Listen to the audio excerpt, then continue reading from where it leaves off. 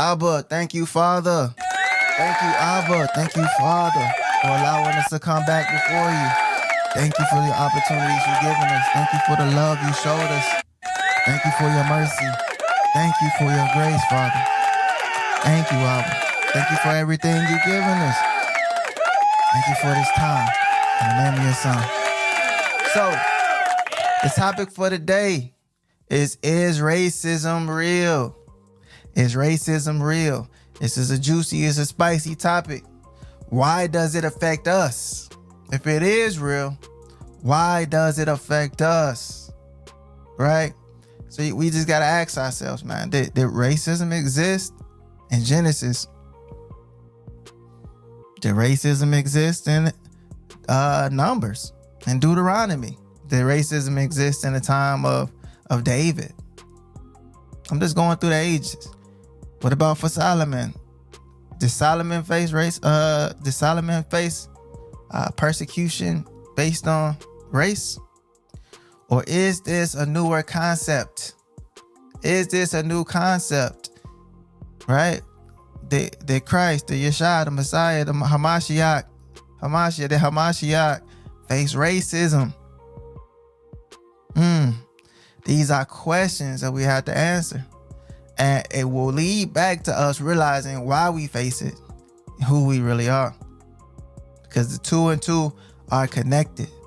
But we just got to get some understanding. Let's get some breakdown. Let's get some definitions. Let's get into it, man. Let's get into it. Because I think that once we realize what racism is, we'll understand how it don't affect us no more. We'll understand that anything that's stopping us, including racism, whatever is stopping you from, you're not supposed to have it no way. You don't need it no way. So we're going to go through why. We're going to go through how to get around it, how to solve this impossible equation, right? How to solve this impossible equation. We've been facing racism for how long? Since we got out of slavery, during slavery, everything. Since we came here, right? So they say, were we facing it before? Right before we came here? Who knows? I believe we were, and that's why we got sent to where we got sent to. You know, that's a whole nother story about xenophobia. I might mention it later. But let's get it. All right, so is racism real? This is what we're talking about. Is anything that the Most High did not create real? Are man-made things real? Do they have a real hold on your life? If a man was to curse you without the help of the Most High, are you cursed? So let's get into it. All right. Only one group talks about this. Only one group talks about it. When I say talk about it, I'm talking about there's only one group with iconic speeches based on race. Iconic speeches based on segregation, right? Iconic speeches based on integration. Iconic speeches based on race. Who else do you know besides this one group I'm talking about that has iconic speeches based on race? Let's think about it. We got the I Have a Dream. We got the numerous Malcolm X speeches. We got the many Tupac clips. We got the Black Panthers, all of them. Huey. I ain't gonna get into naming them because I don't want to mess up no names. We got Huey and all them, right? We got what else we got? We got current day. We got Farrakhan. We got that Pastor Simmons. So now it's only one group talking about it. It's only one group that's marching about it. I don't see Asians, even if they did face racism, I don't see them in the streets with picket signs. I don't see them in the streets getting gassed. Why is this? Is it really racism that they facing? Do we know what racism means? Just got to think about it. Do we know what racism means? All right, let's keep going. One group holds all the cards. What cards am I talking about? The race cards. Can a white guy pull a race card? Just think about it, no? Can any other races in power or the nationalities in power pull the race card? No.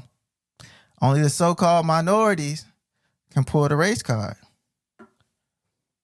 But we don't know that the minorities, or we do know that the minorities were forecasted to be the majority. The sand of the sea. All right, let's see this. All right, now, if we going through all this stuff, how can the same group be the most influential? Now, the same group that's being the most downtrodden, it got the most soul. It's controlling the culture. So if you look at cultures right now, and you look at what's in popular music, all cultures are controlled by their music. All cultures are led by their music. The ideologies, the principles, all of those things are integrated into your music. So who has the most popular music right now? Black people, minorities, our minority brothers and sisters, the Latinos, the Hispanics, people in the islands, people on the West Coast of Africa. Who has the most influential music? So now when you turn on what used to be things that were only reserved for Caucasian popular music, now it's filled with hip hop. Hip hop is selling everything. Hip hop is selling everything, but hip hop owns nothing.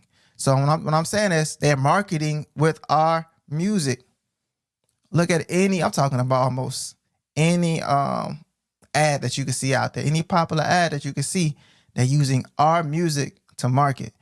And I might put some commercials in here just to give y'all a little example of what I'm talking about. Might clip them right here. I said hip hop. The hippie to the Hip hop, and you don't stop the rocker to the bang bang boom.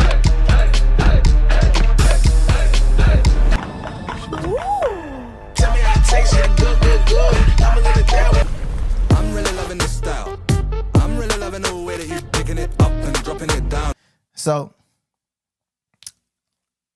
now you see, okay, so and I don't really want to make this about race because it's not about race, but I'm just giving examples to shed light on what's actually happening in the community, in our community, right? So you got to say, okay, now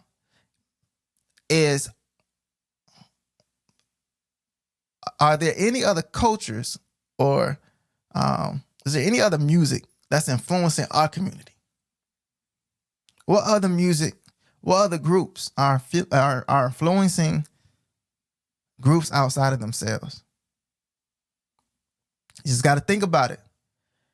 But when you look at our music and you look at our activities, the things we do influence people of all cultures and nationalities.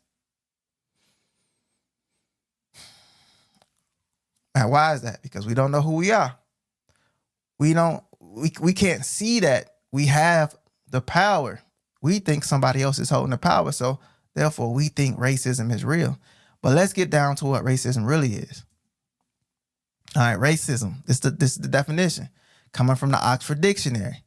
Racism, the belief that different races possess distinct characteristics, abilities, or qualities, especially so as to distinguish them as inferior or superior to one another. So it's saying that, hey, different races have different characteristics, right? So some people can say Asian people are smart or have the highest IQ. White people are the most industrial. so-called black people are slow or not as intelligent, but have great physical attributes. They're the fastest. They're the this. They're the that. Right. But there's been many studies done that when resources are distributed equal, the gaps are non-consequential, or the gaps are indistinguishable. So the gaps between races, or the gaps between subjects that have equal resources, are indistinguishable. So now you got to say, okay, they fall within a certain deviation. So now you got to say, okay, is somebody really superior to somebody else? And if they are, why? Right? So now we looked at racism. So it says the belief that different races possess distinct characteristics. So let's see what a race is. All right. Each of the major groupings into which humankind is considered in various theories or contexts. So this is why I'm saying racism ain't real. It's based on theories and contexts. So without context and without your theory, it does not exist. So, and science, if something is a theory, they have a prediction that it'll happen. They have certain situations and certain contexts where it is true. But then there are certain contexts and situations where it does not apply. So we know gravity to be the law because it continuously happens. There is no context where it does not take place under normal circumstances. Gravity, and there's always a weight for anything with mass, right? Gravity is real. So now you got to say, all right. So that's what makes it a law. Now, if sometimes gravity didn't work, sometimes gravity that just was inconsistent, that means it would be a theory. Okay, this theory works under these contexts, and this theory works in this situation, right? So now let's keep reading. But it's to be divided on the basis of physical characteristics. So how you look, race could be either how you look or who your a shared ancestry, which is who your father is, right? Who your father is. So I'm going to give you some examples, right, on why I believe the racism that we're facing isn't what we think it is. I'm gonna show you. Let's imagine, right? Let's imagine right now that racism had no color. Let's see how let's see what the world would be like without color, right? Let's say my last name is Jackson and your last name is Johnson, right? And you got a sister. Your last name is Johnson. My last name is Jackson. You got a sister, right? And I want to marry her, right? So I go to your family and they say, hey, what's your last name? And I say, my last name is Jackson. They say, whoa, wait, no. You the same Jacksons from around the corner where so-and-so be taking place and this and that be happening? They'll say, yeah, now keep in mind, no color is in the world. This is a purely gray world. No color exists. It's just the Jacksons and the Johnsons. I'm not black or white. You're not black or white. There's no race. There's no Asian. There's no Latin. It's just imagine, right? It's just Jacksons and the Johnsons. And they say, hey, didn't your father go to prison for this and didn't he do that? And I say, yes, sir. So then they say, well, nah, I don't believe I can give my daughter to you. You might be an upstanding gentleman, but based on everything I know about you, based on who your father is, I can't allow my daughter. I can't in good conscience allow my daughter to go and be wed to you because of your history. Because if this is what your dad does and this is what your dad did and this is what your brothers are doing now, that means that there's a chance that those traits were learned in your household and the way you were brought up. So now Boom. Now you don't get the girl. You are being discriminated on based upon what? Your ancestry. This is with no color involved, right? Now, this is the next one. Next example. That was the first example. This is the next example, right? And this is going to be, so the first one was based on brotherhood. This one is going to be based on culture, right? Still, no color is in the world. No colors in the world. Imagine a world with no color, right? Now, there's still hip hop music, and then there's still country or whatever, right? And somebody sees you, and you're dressed like you belong to hip hop, right? And the last people they seen dressed like they belong to the hip hop culture, last time they seen that, now in the neighborhood, they don't have people that listen to hip hop close to them, in close proximity. They only see hip hop on television and on screens. So the last time they seen you or heard about you, somebody that was wearing clothes and listening to the type of music you listen to, they was out there killing people. They was out there murdering people. They were robbing people. They were scamming people. So now you say, similar situation. Somebody come to get your daughter, your sister, right? And they got on these clothes and they're doing these certain things. When they listening to certain music, you say, hey, you know, the people that normally listen to these clothes and listen to this music and wear these clothes, you know, they normally participate in these activities at the strip club and unsanctioned sex and excessive substance abuse like alcohol or just drugs, narcotics, whatever it is, right? They're being glorified in this particular culture. So now this is the culture you follow. This is the culture. So let's just say you didn't even, you followed the culture. You looked the part. You know what I'm saying? You talked the talk, but you didn't walk the walk. So let's just say you didn't participate in everything in this culture, right?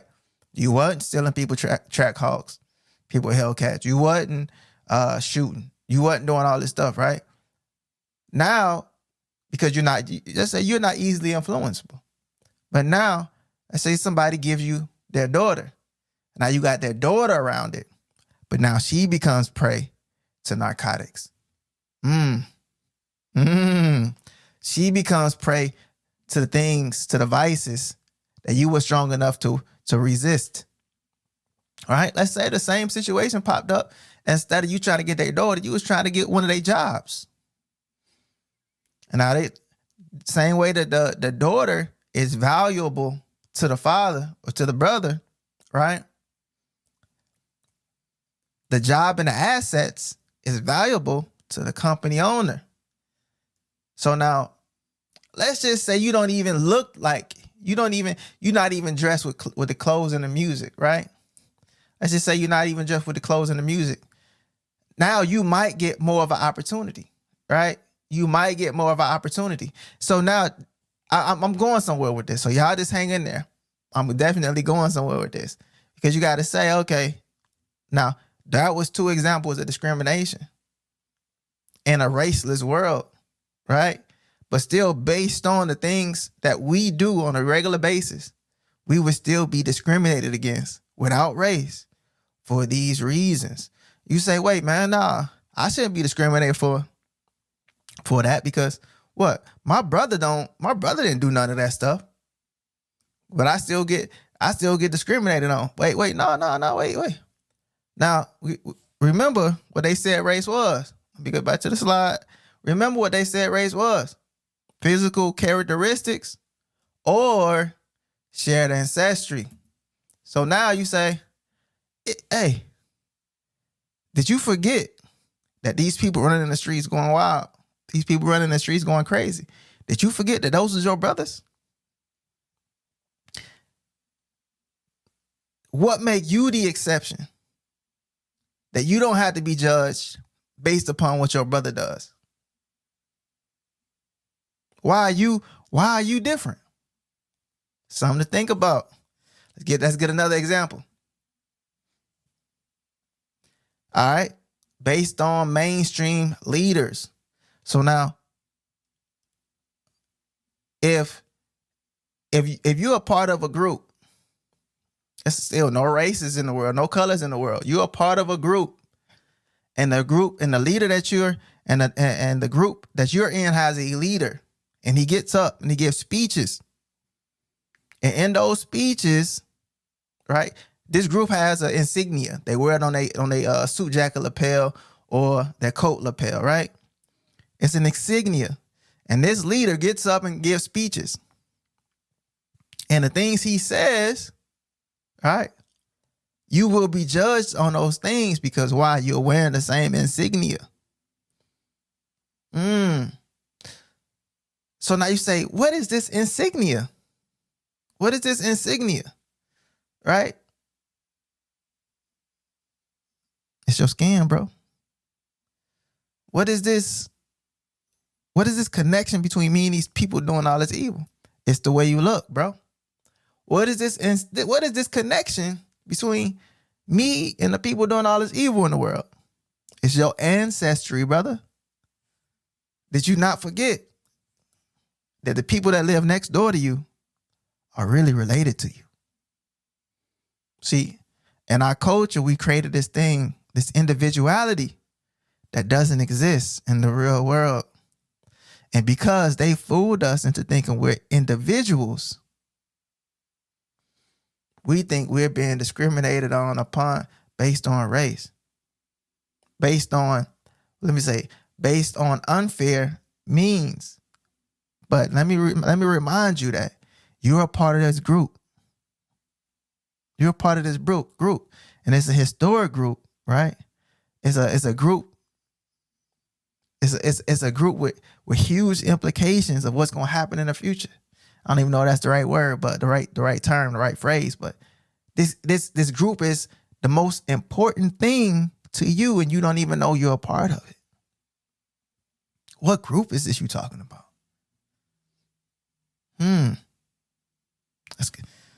Let's. I'm leaving a lot of. I want y'all to think about what I'm saying. That's why I'm leaving a lot of open space, man. What Jay call it? Pregnant pauses, man. I'm leaving a lot of opportunity for us to think. This may feel like a slower episode, but I want us to be able to come to these conclusions for ourselves, man, and see how real this thing is or how unreal this thing is, right? Watch. All right. So now we're going to talk about this thing called the flying scroll to give you an example of what the Johnsons and the Jacksons could be getting into, right? Of what Mr. Johnson didn't want his daughter to get into. Hey, if you being attacked by the flying scroll, I can't have my daughter over there.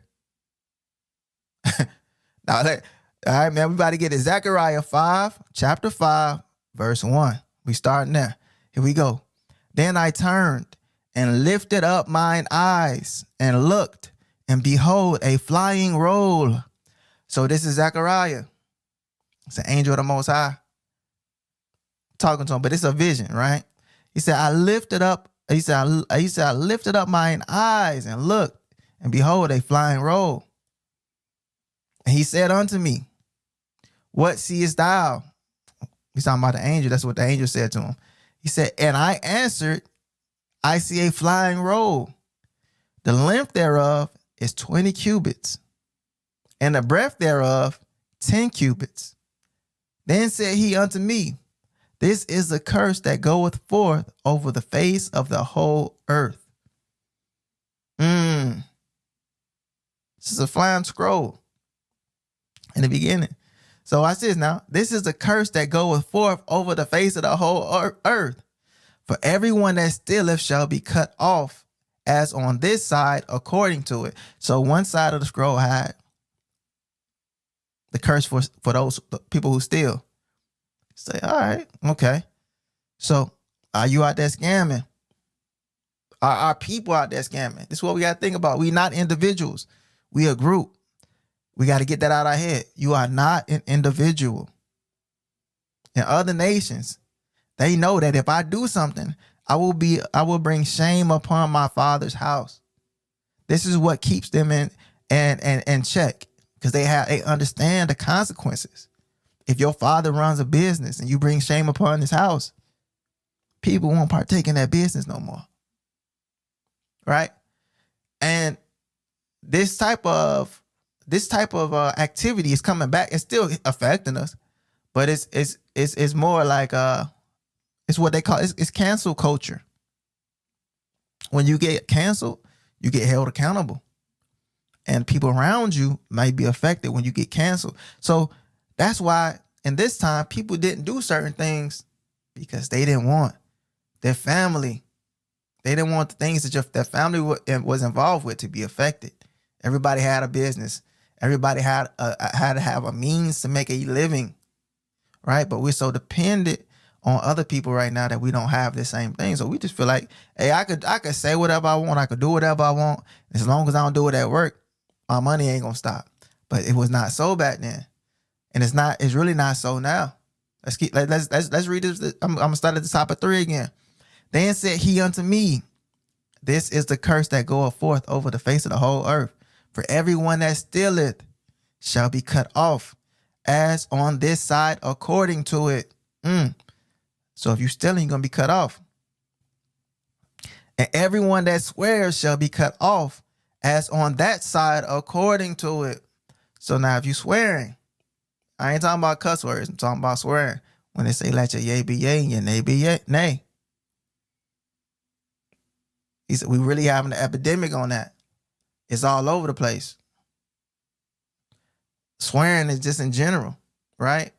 When you hear somebody say, on my mama, on phone them. When I was growing up, I grew up in Chicago.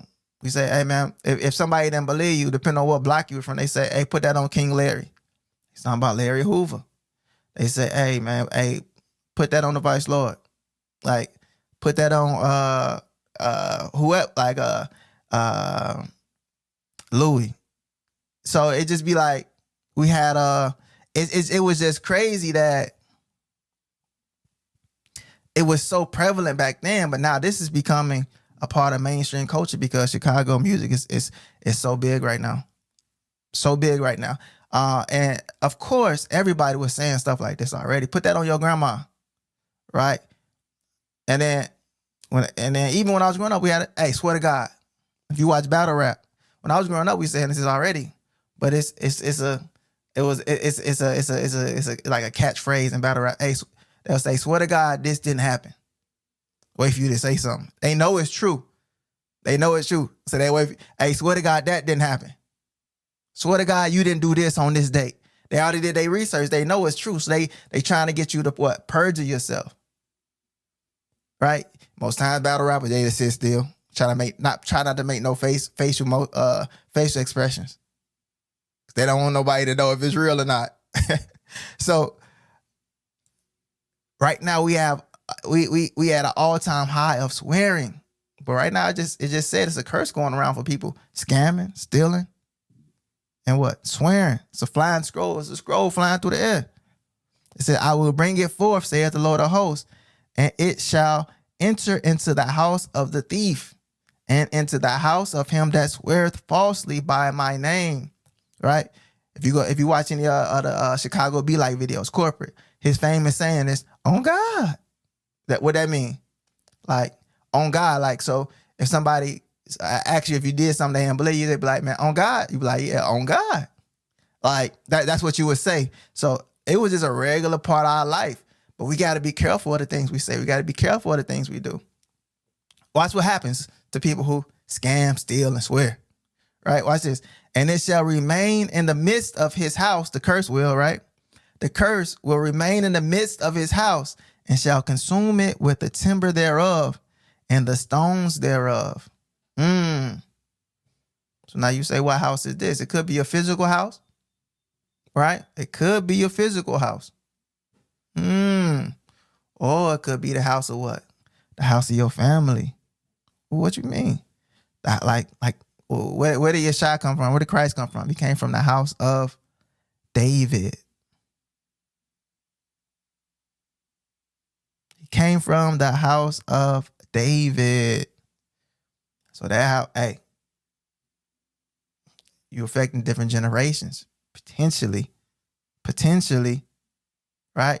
Why? Because you're not teaching your sons the right stuff. We're going to get to the scripts.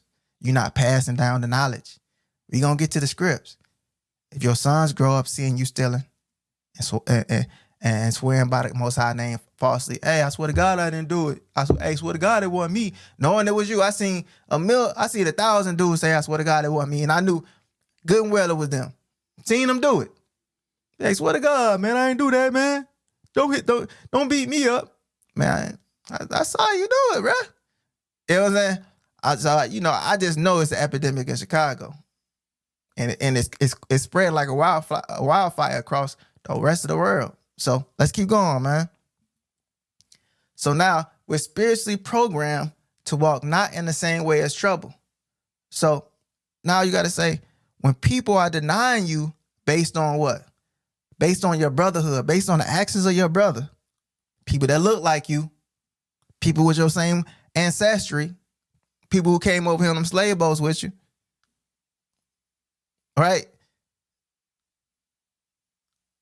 When we are judged, right? Spiritually programmed to walk not in the same way as trouble. So now, when we judge by our brothers, right? It shouldn't be a wonder that people don't want to walk in that same way, because whether they know about the curse or not, they can see the curse on us. They can see stuff around us crumbling. They can come into our neighborhoods and see the destruction. They come to our neighborhoods and see this trash on the street.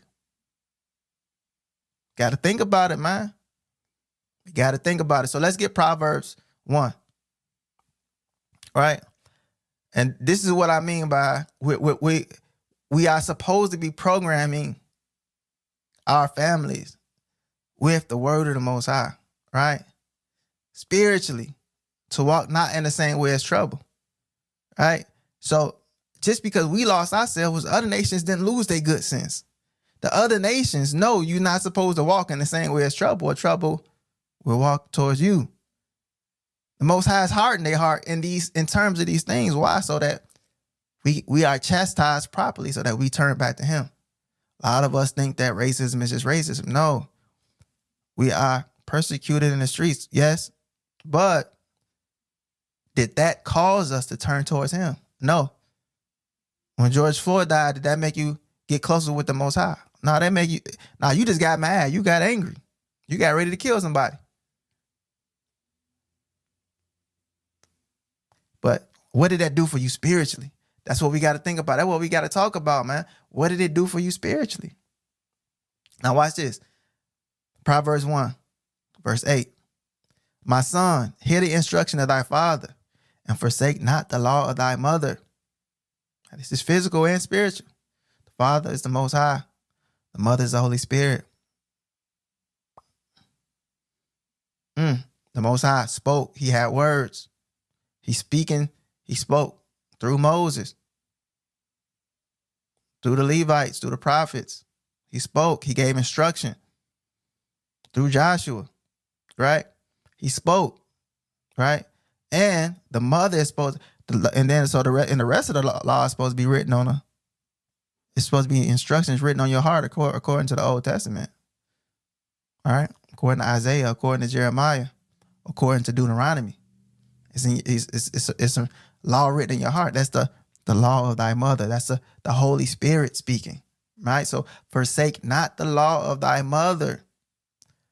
Verse 9, for they shall be an ornament of grace unto thy head and chains about thy neck. Now, I've read this so many times. I've already looked it up multiple times.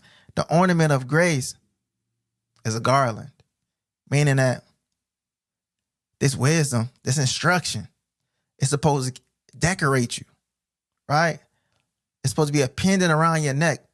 The translation says a pendant. Like when you actually look at the Hebrew, it's a pendant about thy neck, meaning it's something that you're supposed to wear like jewelry. The instruction of your father, the law of your mother, they're supposed to take you places. It's supposed to be positive for you. Verse 10, my son, if sinners entice thee, consent thou not. So So these are the instructions that we supposed to be passing down.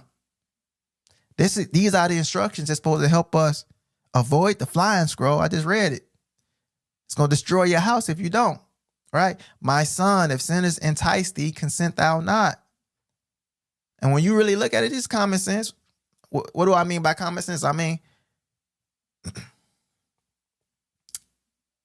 it's the law that's supposed to be written inside of you. It's where your conscience is supposed to tell you to stop. No, right? Verse 11, if they say, come with us, let us lay wait for blood.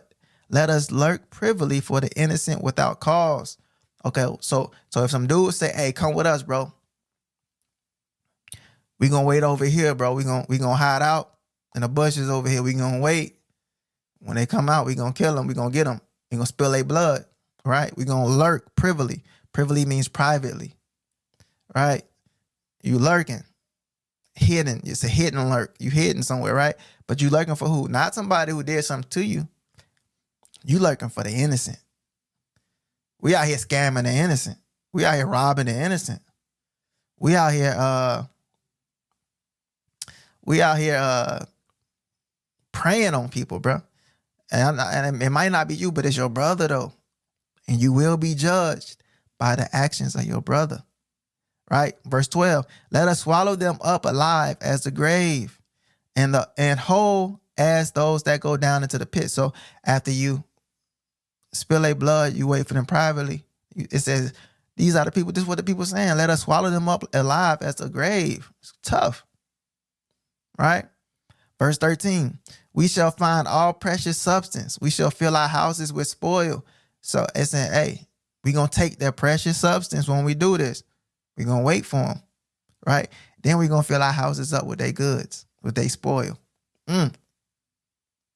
Right? Now you got to remember, it said, my son, when you hear people talking like this, consent thou not, bro. Right, now watch this. It says, cast in thy lots among us. Let us all have one purse. So, hey, let's go in together.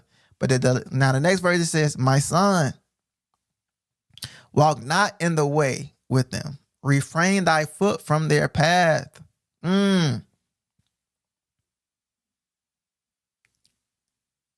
So anybody who got a little bit of wisdom in them, this Proverbs, they gonna know, hey, I can't send my daughter over there to walk in the way with people that have these traits that are saying, let us lay wait for blood. Let us lurk privily for the innocent. I can't send my daughter over there. I can't give no job to people whose family is saying this. And it's tough. And I know it. The first thing you got to say is, man, it ain't my fault they doing this, man. There's some stupid people out here. So what's the solution? We're gonna get to it. We're gonna get to it. Be patient, be patient. It says, my son, walk not thou in the way with them. Refrain thy foot from their path. Right? So let's get an example of how important who you are, who your family is in the time of trouble. Let's see how important it is. See, we don't even think that got no bearing on our life. When people want to know your last name, you be like, man, you sound like police. You know what I'm saying? What's your last name? You sound like police. Where you from? Man, you want to know my government, bruh. Why you want to know my government? Like, what you going to do with that information? See, we don't even understand the importance of identification. Right? Somebody asked you who you was. If you knew who you really was and you said that would change the whole story. Oh, okay, I could trust you. If you knew who you really was. You say, hey, oh, that's who you are? Are you following? Are you following that blueprint that they set up in the Bible there? If you said who you really was, right? But now, do you know who you really are? We're gonna get all of that, right? Now watch this. Verse 7. We're gonna hear Jonah chapter 1, verse 7. We starting there. We're gonna read through 10. And I'm reading this so that you can see how important to the rest of the world who you are is. All right? This is Jonah. He was on a boat. The Most High told him to go down and talk to Nineveh. He was hard-headed. He got up, went down to Tarshish, got on a boat. He might have went down to Joppa. I can't remember what the name of the city was. But he got on a boat. Said, I ain't going to do it. Right? Was hard-headed. Most High brought a storm. Most High brought a storm. Boat was shaking, rocking. Everybody else panicking. Throwing stuff overboard. They say, hey, what's going on, bro? They said, there's a dude still downstairs sleeping. So they went down there to get him to see, hey, man, who could be sleeping in a storm like this? All right, verse 7. Verse 7, let's get it. Now they going to 8. So they went down to the ship to go get Jonah to see, hey, what's happening, bro? Why are you so calm? All right, verse 7, it says, and they said, everyone to his fellow, come and let us cast lots that we may know for whose cause this evil is upon us. So they cast lots, and the lot fell upon Jonah. So they was trying to figure out, hey, why is this ain't no normal storm? It's some extra evil happening right now. So verse 8, it says, then said they unto him, tell us, we pray thee, for whose cause this evil is upon us. What is thine occupation? Now if I ask you that, a stranger, I mean, we do ask strangers what their occupation is, but let's keep going. What is thine occupation? And whence comest thou? So, hey, and when did you come, bro? And what is thy country? And of what people art thou? So he said, hey, bro, I need to know what you do for a living. I need to know when you got here. I need to know what country you came from. And I need to know who your daddy is, who his daddy is, who his daddy is, what people you from, bro. That's what he said. All right, verse 9. And he said unto them, he answered all questions with this. I am an Hebrew.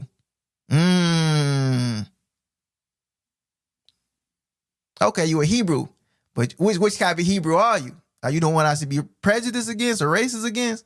Or you the good Hebrew? You the one of the ones going off? Which one is you? You know what I'm saying? So he's like, I am a Hebrew and I fear the Lord, the God of heaven, the Lord of hosts, right? It said, which have made the sea and the dry land. Oh, that's who you are.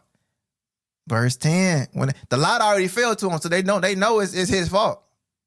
It's like Urim and Thummim type stuff, right? They know it's his fault. We take lots as all chance. All right, verse 10. Let's think about this. Why is it when they cast lots it work, but when we cast lots it don't? We takes too much stuff for play, man. It's polite, bro. Here we go, verse 10. Then were the men exceedingly afraid and said unto him. So as soon as they heard who he was and where he's from, he said, I'm a Hebrew, bro. I worship the Most High. Brought them out of Egypt. Hey, man. They brought them over to Jordan to stop the water to bring them over to Jordan into the promised land. Oh, we heard about the stories. We heard about the stories and back in Egypt. He was smiting the Pharaoh. They say, then the men were exceedingly afraid and said unto him, why hast thou done this? For the men knew that he fled from the presence of the Most High because he had told them.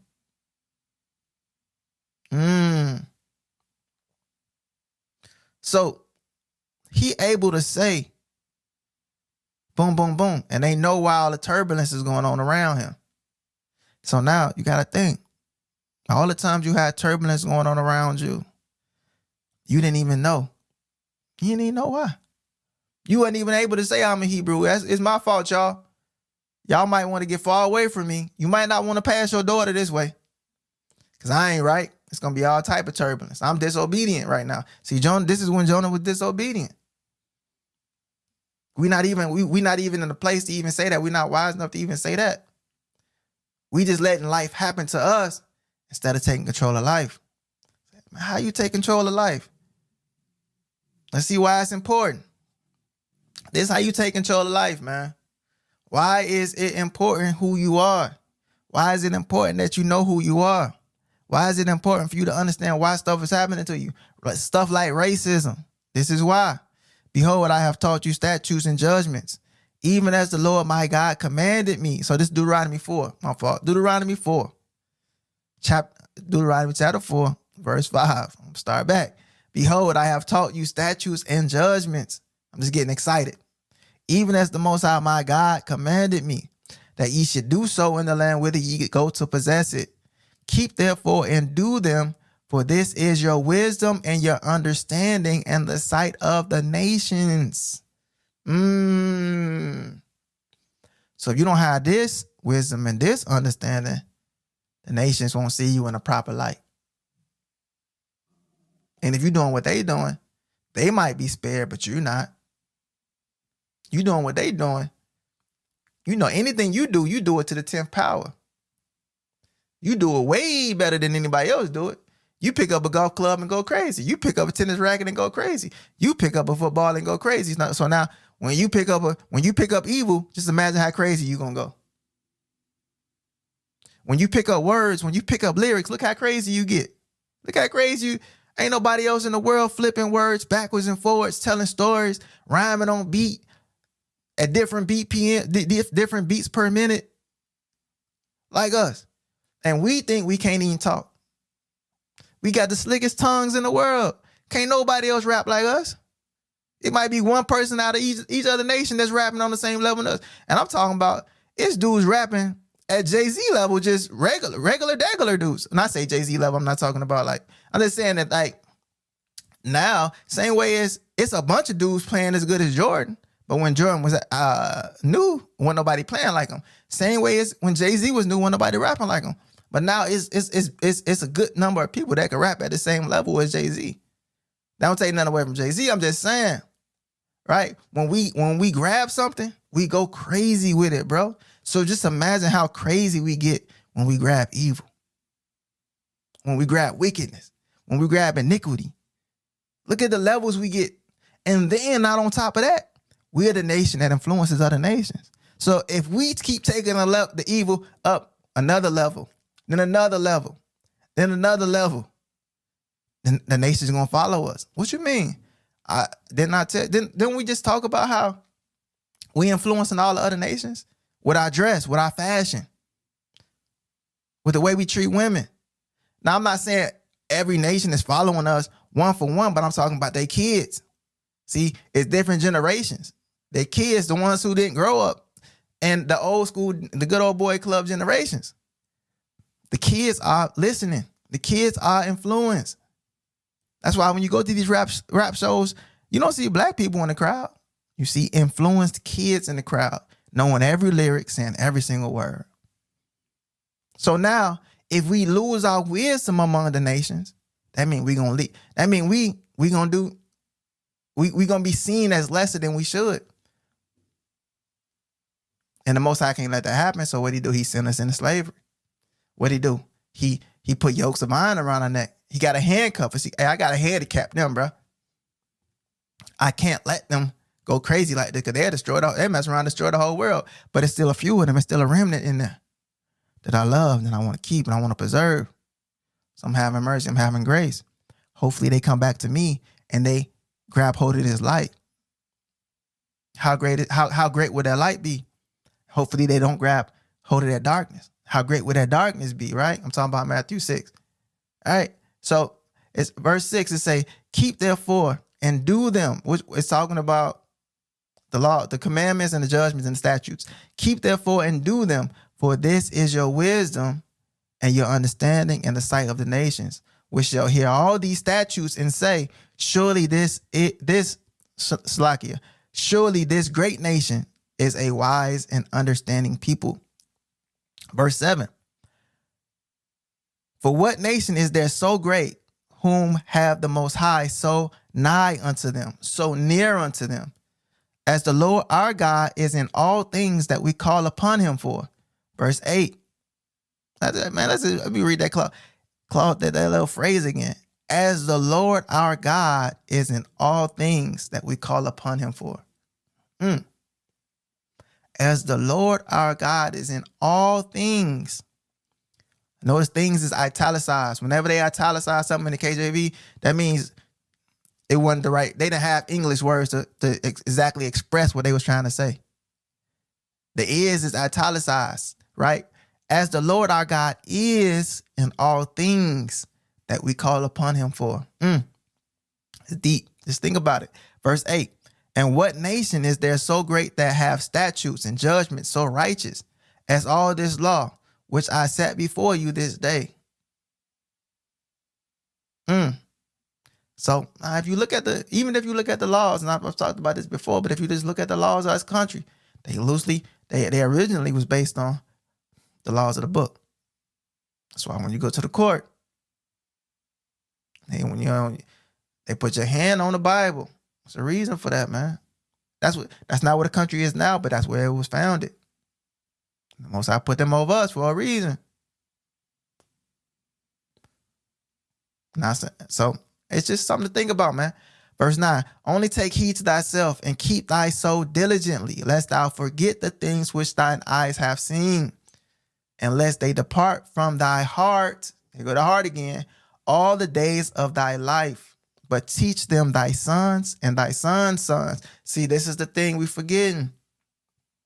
This is the thing we're judged for. This is the thing that Johnson was judging Jackson for, because he didn't teach his son. They judged me for that. My dad didn't teach me the right ways. They judged me for that. And if I don't get the right ways, then I'm what?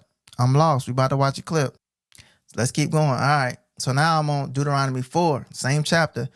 I jumped up to verse 27. It says, and the Lord shall scatter you among the nations, and ye shall be left few in number among the heathen, whither the Lord shall lead you. And that's where we at now. That's why we call what? The minority. Right? We started off as a minority, but if you look around, we taking over. Talking about the blacks, the Aborigines, the Latinos, the Hispanics. We done took over. We used to be the minority, but not no more.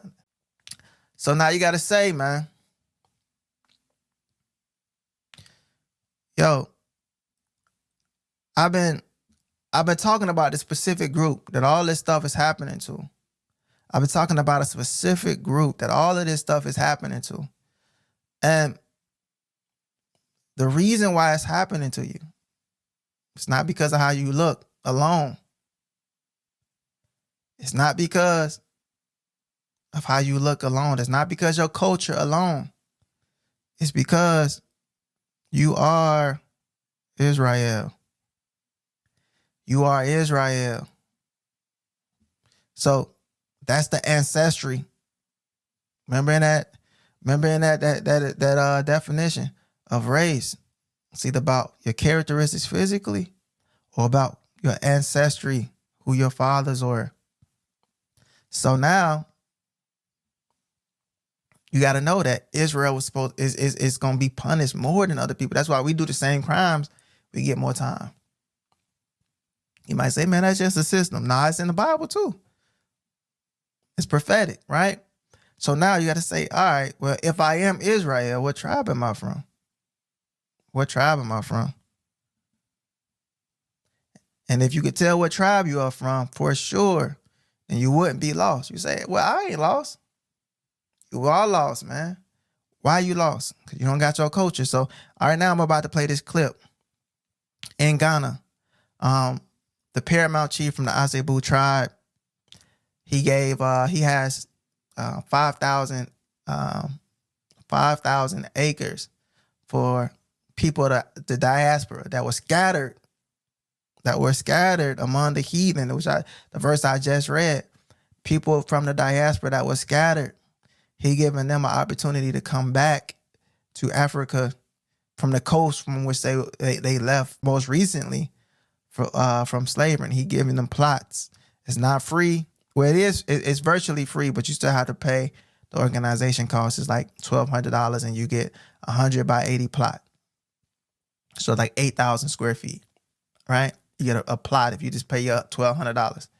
But he tell a story about how the Asebu tribe, how they got in Africa.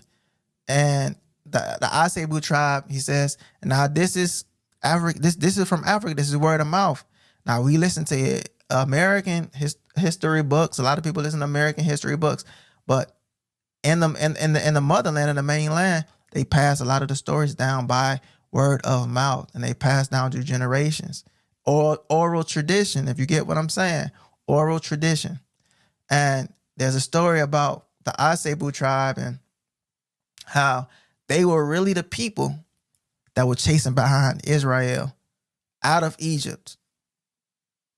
Yep, they were the people that the Pharaoh sent to chase down Israel. And when they were unsuccessful, when the Most High parted the sea and they were unsuccessful, this is part of the oral tradition that's passed down in their country. I'm not making this up. You can go watch the full video when you get ready to. You can just Google it, Asebu, Asebu, Asebu. So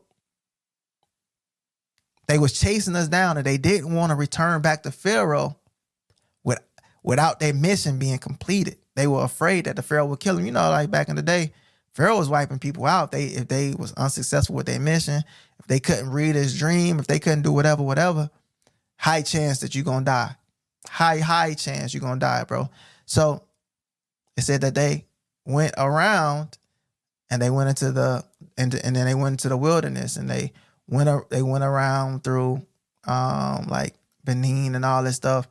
And I don't know the exact countries that they traveled through, but then they settled in the Gold Coast, or what is known today as Ghana, right? But they settled with other Israelites. They settled with Israelites. And this is part of why they have the chiefs of the Asebu tribe have decided to give 5,000 acres away for free for people who want to come back. They've decided to do this because they know that that's where we came from, according to oral tradition, according to their history. So I'm about to play the clip right now. Y'all, if y'all can't, if y'all don't know what he's saying, I might stop it periodically. Everybody can't understand this type of speech. It's not a broken English. It's an English, but it's got a heavy accent on it. But I'm used to listening to patois and all type of broken English. Pidgin English and stuff like that. So I can understand what he's saying. So I'm gonna break it down. I'm gonna stop the video periodically just to say what he's saying. Here we go. They still be hanging up there. Yeah. So he's talking about black people. He said black people are just hanging up there, right? Just like when they say hanging, he's just saying they don't really have a place, right? Watch this. I'm very much frustrated because he said they're very much frustrated because they don't know their roots. They don't know their roots. They are brats that find themselves in some strange land. And they are brats that find themselves in some strange land. The people are not respecting them. And the people are not respecting them. And it's a kind of frustration. And it's a kind of frustration. You know your roots, my man, you are lost. Yeah, lost. Yeah. So he said, if you don't know your roots, then my man, you are lost. And this is just to push the point. Hey man, we are lost, bro. We don't know our roots. Anybody who's facing both types of racism, if you're facing racism based on physical characteristics and based on ancestry, right? If you can't trace back your ancestry, that's 3, right? And in addition, if your people were subject to colonization or slavery, right? American Indians, Taino Indians, all that stuff, right? It's a high chance that you are the people from the book. It's a high chance. If what I am saying resonates with you, it's a high chance that you are the people from the book. And this is why you are facing racism. Not why America says you are facing racism. This is something deeper. There's something deeper behind racism. And this is why. I'm going to let this play again without me stopping it. They still be hanging up there. Yeah. And some are very much frustrated because they don't know their roots. They are brats that find themselves in some strange land, and people are not respecting them and all that. And it's a kind of frustration. If you don't know your roots, my man, you are lost. You are lost. Yes, yes. Because you don't have culture and all that. You don't have language. So he said, because so you don't have culture, you don't have language. Respecting them and all that. And this is kind of frustration. If you don't know your roots, my man, you are lost. You are lost. Yes, yes. Because you don't have culture and all that. You don't have language. It's quite something very peaceful. So if you're not speaking your original tongue right now, if your original tongue is lost, if your original culture is lost, it's a high chance that it's not easy for a whole nation to become lost. It's not easy for a whole group of people to become lost. If you tried to, if today you tried to tell, let's imagine the Irish people became lost today. People like, bro, you're not. People like, bro, I don't know who I am. It would be impossible for them to be lost. Why? Because people would be that, hey man, you Irish, bro. Just seen you. Yeah, you just came your dad, that ginger guy over there, right? You forgot who you was. I'm gonna tell you who you was right now. You Irish, bro. It would be impossible right now for a nation to go lost. So now let's see, how are we in present day with the internet and all this stuff we talking about we lost? We don't have our language. We don't have our culture. All this technology, we don't know where we came from. We can't tell what plot of land we from. We are lost, bro. We are lost. So, of course, it's good. Of course, it would be amazing to know what tribe you were from. Man, I'm from one of the 12 tribes. It's this and it's that. And we have ideas. They have charts out there. If you subscribe to the charts, that's cool. That's decent. That's good. Go check out them charts. Just type in 12 tribe charts. It'll give you an idea. But I believe we're more scattered. We're more mixed in. Then even that leads on to even the charts. Even the charts can describe. Now watch this. Zechariah, chapter 2, verse 6. Ho, ho, come forth and flee from the land of the north, saith the Lord. For I have spread you abroad as the four winds of the heaven, saith the Lord. So now, it's actually options beginning to open up for us to move into. It's actually opportunity beginning to come for us to gather. It's actually people starting to get resources and land. Never before has this happened. It's actually people getting all the knowledge. All the knowledge is becoming available. We in the generation of knowledge right now, bro. The information, right? So now it says, verse 7, deliver thyself, O Zion, that dwellest with the daughter of Babylon. Babylon got a daughter. It's all from the same beast, man. We all colonized, man. A colony is a daughter of a nation. So the colonizers come from somewhere else. And they make a daughter nation or a sister nation. Deliver thyself, O Zion, that dwellest with the daughter of Babylon. Verse 8, for thus saith the Lord of hosts, after the glory hath he sent me unto the nations which spoiled you. For he that toucheth you toucheth the apple of his eye. For behold, I will shake mine hand upon them, and they shall be a spoil to their servants. And ye shall know that the Lord of hosts that hath sent me. Sing and rejoice, O daughter of Zion, for lo, I come and I dwell in the midst of thee, saith the Most High. And many nations shall be joined to the Lord in that day, and shall be my people. Why is it many nations? Because we so scattered. Ain't no way you're going to be able to tell who is who just by how they look. Ain't no way. It's impossible. So the goal is for everybody to come back to the Most High. Not just the 12. The 12 is important. The 12 is of primary importance, but of secondary and tertiary importance. Similar and equal as other nation souls, because we're not going to be able to tell. But in the end, all will be revealed. It says it's 12 gates in heaven. Each gate got the name of a tribe. And if you're from one of them tribes, you're going to walk in. And if you're not, you still going to be able to enjoy in the fruits of your righteousness and get your reward in heaven. So watch this. And many nations shall be joined to the Lord in that day, and shall be my people. and I will dwell in the midst of thee, and thou shalt know that the Lord of hosts hath sent me unto thee. And the Lord shall inherit Judah, his portion in the Holy Land, and shall choose Jerusalem again. So how can we change this? How can we change racism? Can this stigma be fought? How can we change the perception of our brothers that's being put upon us?